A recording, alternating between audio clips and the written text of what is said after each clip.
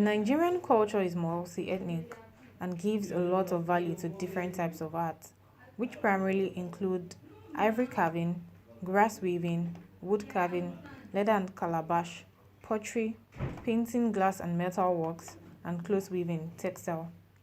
Among all these forms of art, adire, also known as tie and dye, it's probably the most reflective of its cultural origin.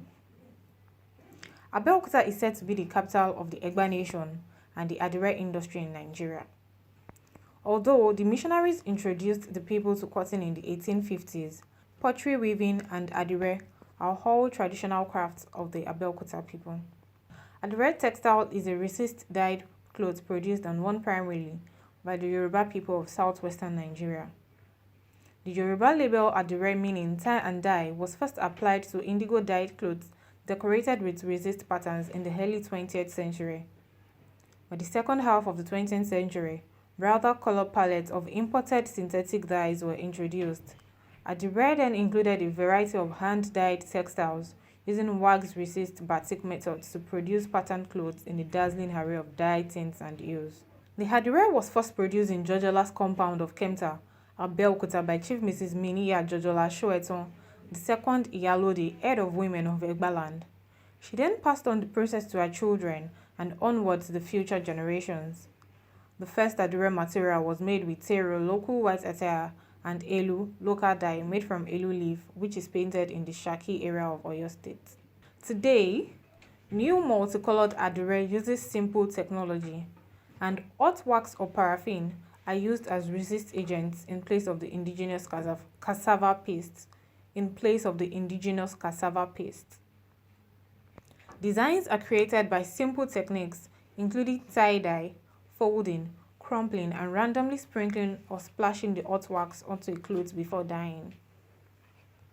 To meet the high demand for adire, stenciling has largely been replaced by a block printing technique to apply the hot wax. Whether created by old processes or new innovations, adire today continues to face fashion challenges and is still an alternative to machine print. The textile appeals very much to the fashion conscious. On Sunday, 11th of April, 2021, we visited a tie and dye shop, Ola Adire Textiles, located in Surulere, Lagos.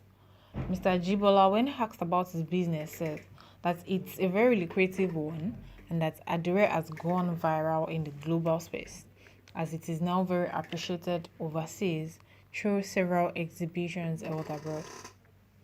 He showed us several tie and dye designs and explained how the designs were achieved. The batik method of dyeing is that in which patterned areas are covered with wax so they will not receive the color. The method is used mainly on cottons and in traditional colors of blue, brown, and red. So we are working on tie and dye today. So that is why we have this, our rope. Then the colored and blended effects are obtained by repeating the dyeing process several times, with the initial pattern of wax boiled off and another design applied before re-dyeing. The basic technique originated at an unknown time was apparently practiced widely in Southeast Asia with local variations. The batik method of dyeing is that in which patterned areas are covered with wax so they will not receive the color. The method is used mainly on cottons and in traditional colors of blue, brown, and red. Multicolored and blended effects are obtained by repeating the dyeing process several times, with the initial pattern of wax boiled off and another design applied before re-dyeing. The basic technique originated at an unknown time was apparently practiced widely in Southeast Asia with local variations.